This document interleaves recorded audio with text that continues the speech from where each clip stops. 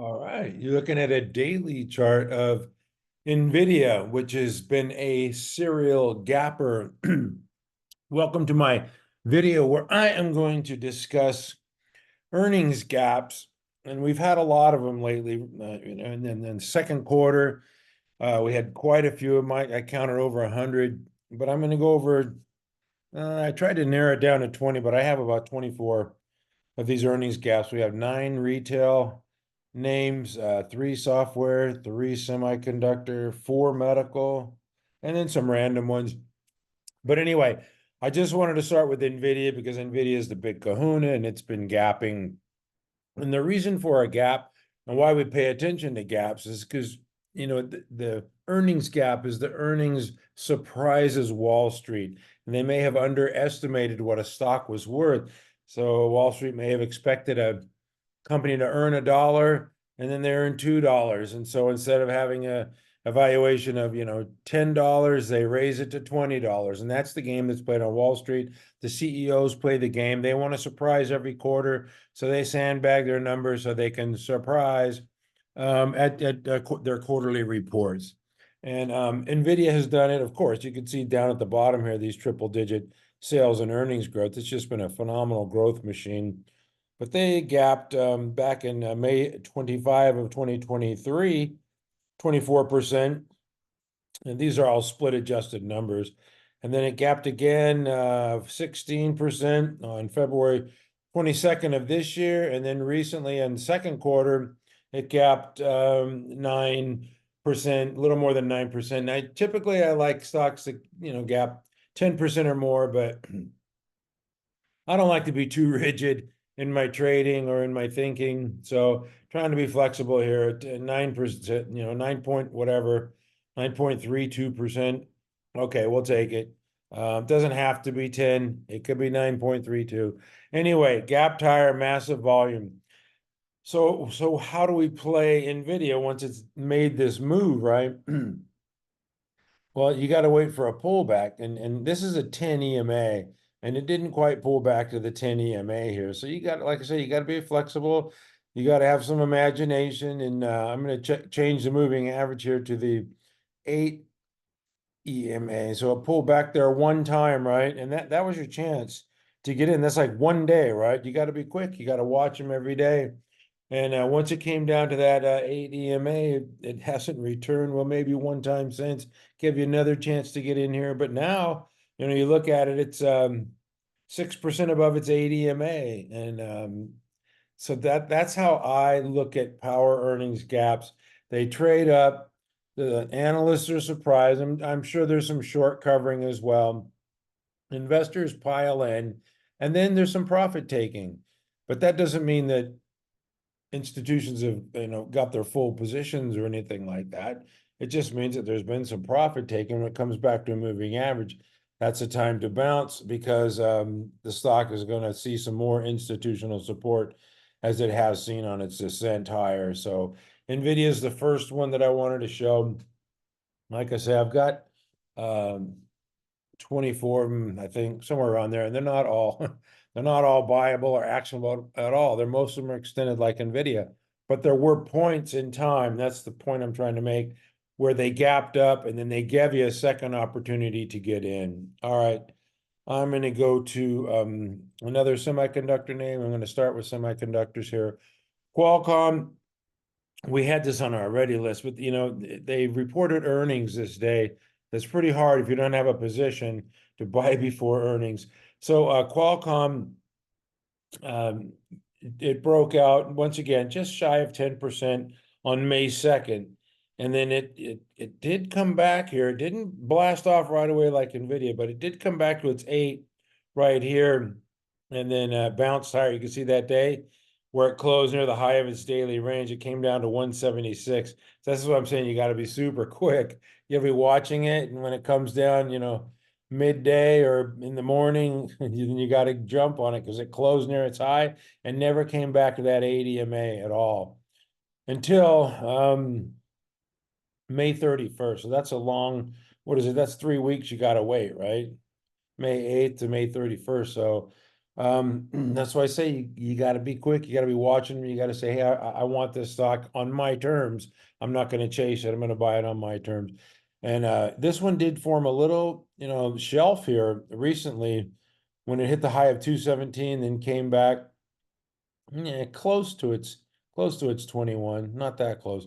Formed a little shelf and now took off again and is now surfing that 80 MA, but you can see it's 4.6% above the 8. So Qualcomm, another strong stock.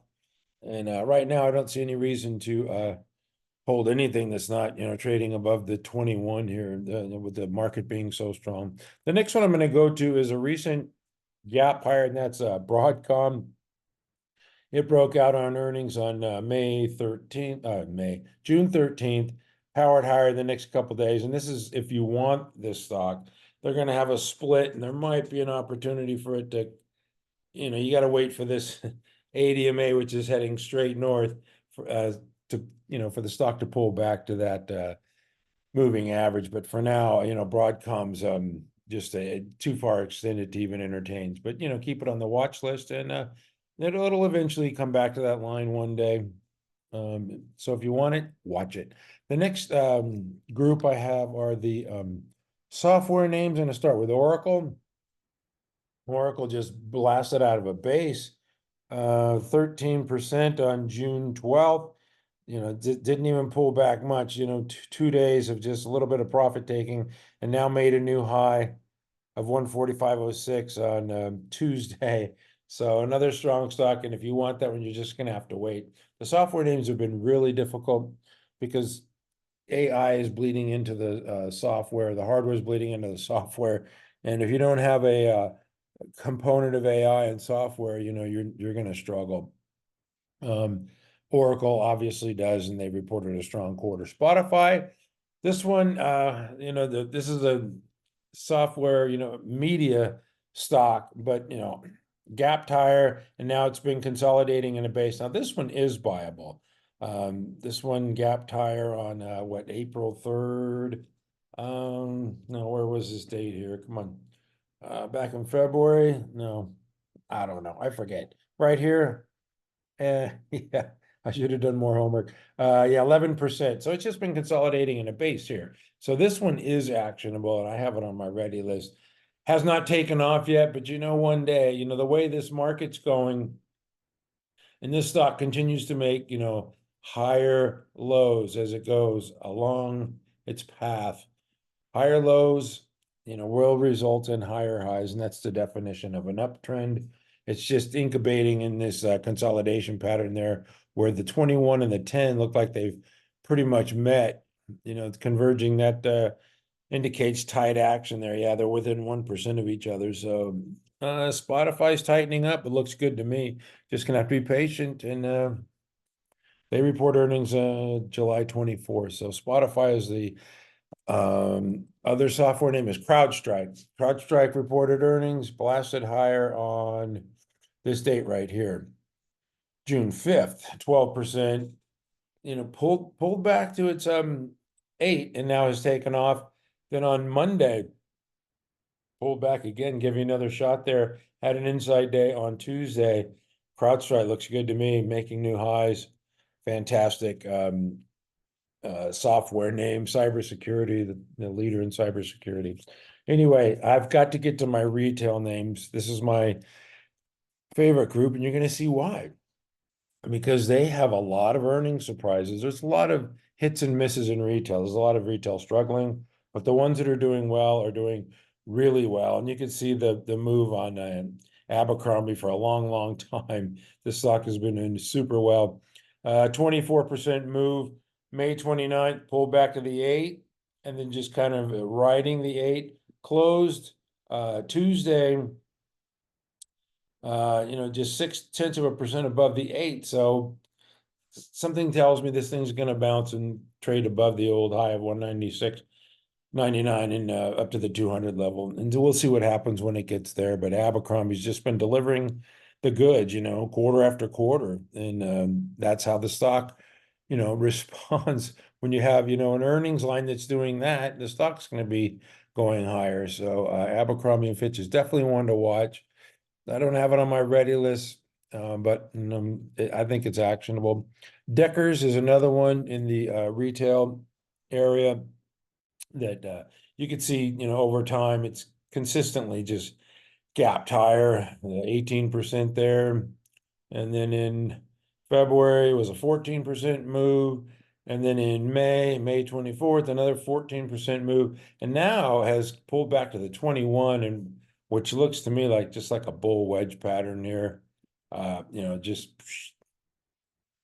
that looks good to me. But we'll see what Deckers does in the next few weeks, few sessions. Looks very bullish to me. They were included in the S&P, but once again, power earnings gapped higher. Now it's pulled back, and I think giving us an opportunity. Elf is one that gapped higher in earnings. It sold off on somebody else's earning, Ulta Beauty's earnings, and then went higher in its earnings. But all it really did was form a base. So it had this, and the weekly probably shows it a little better. It bases and it ran up, then it made this nice base with a 37% depth in the base, 14-week base, and ran up to 221, formed a base with a 16-week base with 32% depth in the base. So these are looking like real solid bases for Elf, and now traded above 200 on Tuesday following an upgrade. And you could see these sharp pullbacks here. Once it had that earnings gap, sharp pullback, then it bounced higher, and then a sharp pullback, and then it bounced higher, sharp pullback to moving averages, and now it's up at 213. And who knows, maybe, it'll just decide to take out the old 221 and keep ripping higher, or maybe it'll pull back towards that 200 number and allow the moving averages to catch up. So that's my third retail stock. The other one is ONON, which is the shoe company, much like Deckers, but this one's a little more volatile, a little more jagged chart here.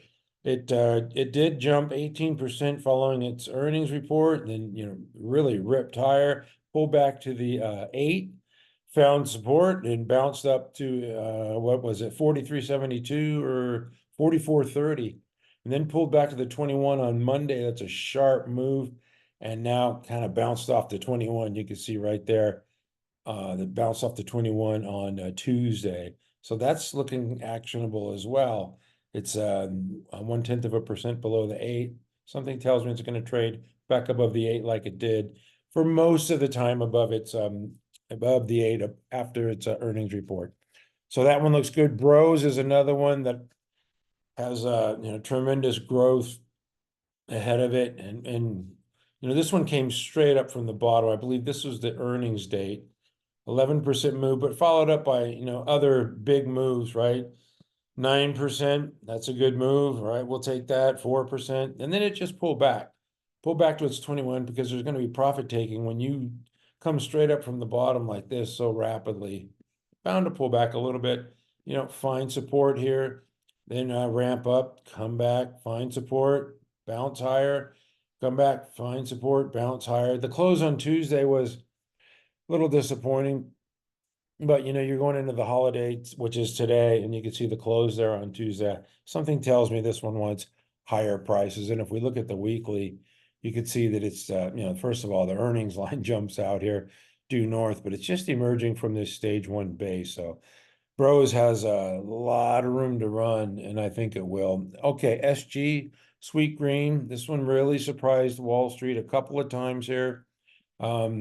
You can see this move of 28% March 1st, and then again on May 10th, 34% move, and it pulled back to the 21, found support, made a new high, then pulled back to the 21, and it's still sitting there. And to me, this is just kind of a the old Darvis boxes, right? Darvis was known for buying stocks as they bounced out of their boxes. So once this thing makes a new high, it's probably going to go much higher, and it might need a catalyst like an earnings report. But like we saw with Elf, maybe just a they could raise guidance, or they could get I don't know, open new stores, or have an announcement of different foods, or have a couple of analyst upgrades. You don't know what's going to be the catalyst, but my thinking is it's going to bounce off that 21. You could see ever since that most recent earnings report, it's found support at the 21, and right now it's right at the 21. So to me, logically, in this strong market, it closed right at its 21. You can see that if I zoom in here, closed right at its 21. The magenta number EMA21, 3136 0.0. So to me, that 3136 is a buy, and it should bounce from there. Okay, DKS, Dick's Sporting Goods. Another one of these retail names that bounced with earnings. You can see it's kind of a serial gapper here. 16% move. What did it do? Pulled back to its moving average, found support. Now, on Monday, it bounced off the 10, pretty strong bounce there, 4%. And then had an inside day on Tuesday. So this intrigues me for the rest of this week and into next week. That old buy point of 225.79 is still valid here, I think. Yeah, it's just a tick above it. So yeah, I like Dick's going into tomorrow's session and into next week. BBY on May 31, I believe. This chart looks like a mess. BBY, it's not the right chart. That's why. Let's go. You got to get the right chart. My last video, somebody said, "Hey, you had the wrong chart. You had Pfizer." So let's go to May 31. What day was it? May 30, they reported earnings, I guess. Up 13%, then just followed through. Once again, this thing is straight up from the bottom, right? 69 zooms up near 90, pulls back to the 8. What happened when it pulled back to the 8? It found support and bounced there. And now it's extended. The last couple of days, Monday and Tuesday, just gets a little too extended to entertain any actionable. Yeah, it's 5.3% above the 8. So that's a little too extended. Wait for it to come back and find support like it did here in the past. All right, and my last one in retail. Seems like I went through retail really fast. I'm disappointed. My last one, that was 9 retail stocks though. Abercrombie & Fitch, Deckers, Elf, On Holdings, Bros, Sweet Greens, Dick's, BBY, and now this is Burlington, which gapped higher, surprising analysts with their quarterly report up 17.5%, made a new high at 243. And then what did it do? Well, it just kind of formed this I just call this like a bull wedge pattern here. You call it a pennant, a bull wedge, but it's tightening up here near that old buy point of 232.69. So to me, that is still a valid buy point, and I think it's going to pop out of there, finding support at its moving averages. So this is one that is actionable as well, in my opinion. Okay, now I'm going to move on to the medical names. TMDX. This is one that I really like. And this one gapped higher following its earnings report. You can see serial gapper. It gapped in November, 51%, gapped in May, on May 1, 25%. And what has it been doing? Just kind of surfing like Kelly Slater, pulled back to the 21 one time. Now it's surfing the 8 again. And you don't have to hold this thing very long to make money, because it's just trading higher with its moving averages. So TMDX looks fantastic to me. NTRA, this is one that I don't hear a lot of folks talking about it, but it certainly has shown the ability to explode higher. 13% in February, and then 10% in May 10th, and it looks similar to TMDX, where it's just kind of grinding higher with its moving averages, pulling back to the 21, every so often finding support, June 4th, and here it closed there on Tuesday. So that to me looks like an opportunity here, because it has been finding support for a long time. It did pull back to the 50 on April 19th, which was the low of the market. So the market's not going to be making a low. I kind of doubt if that thing comes back to the 50, but we'll see. THC, this is a hospital stock, and this one gapped higher following its earnings report on April 30th. And this thing, talk about Kelly Slater stock, just riding the 8 the whole way, and closed Friday 0.3% above the 8. So fantastic move for Tenet Healthcare.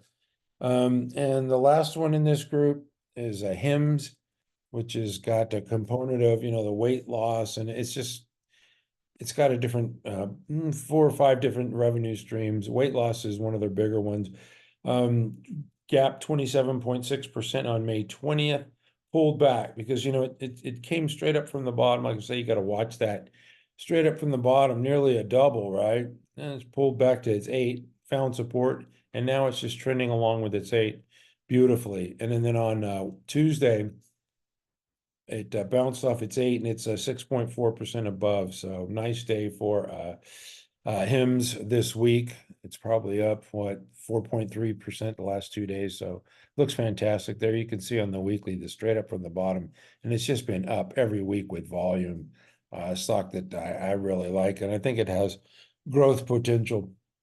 All right, I said I was going to do some random ones. We had 3 semis, 3 software, 9 retail, 4 medical. Now I'm just going to do some random companies here. This one is not quite so random. Hewlett Packard, one of the old Silicon Valley stalwarts. It surprised here, and you can see it's been consolidating for a long, long time.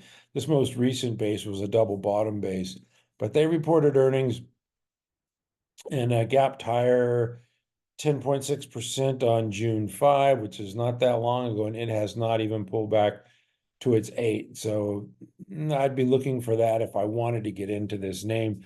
These computer hardware tech services, they've been really strong recently. And okay, I'm going to move on from there. CRDO, Credo. This is one that bombed.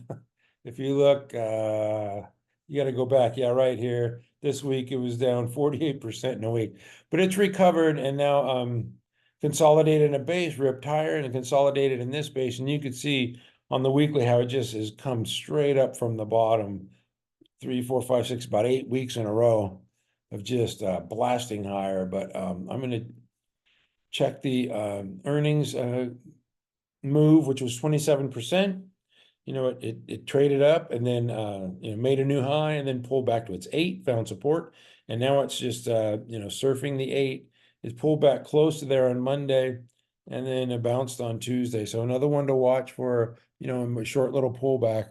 It's a fast moving stock. And then BLBD, Bluebirds, they make these buses, the electrical buses, and they reported earnings and gapped on 24% on May 9th. You got the David Ryan ants, pulled back to the 10 and found support, made a new high on June 12th, and now has pulled back close to the 21 and then bounced on Tuesday 2.5% and got above the 8. It's 1.5% above the 8. So, still, if you look at it, from this perspective, once again, you got this little Darvis box going below 60. And once it takes out 60, I think Mr. Darvis would be buying something like that.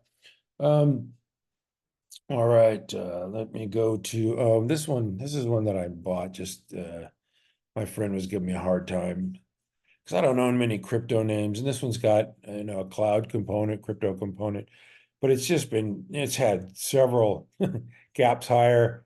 I forget the earnings date. What was it, May 15th, maybe? Let's go back to May 15th. Okay, this is the day they reported earnings. 12% move, 16% move here. So it's really come on strong off the bottom here. There's a move here of 13%, and then 20%. That was the day I bought it. Now a 9.7% move. And so this thing has just got extreme power. You got to look at the weekly chart here, first of all. The earnings line, had this move higher, then went sideways, now trending higher.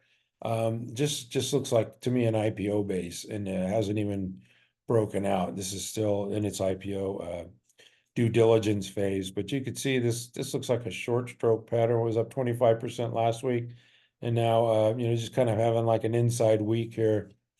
Could not take out the old high on Monday or Tuesday at 1495. Something tells me that's coming, though. Really strong stock.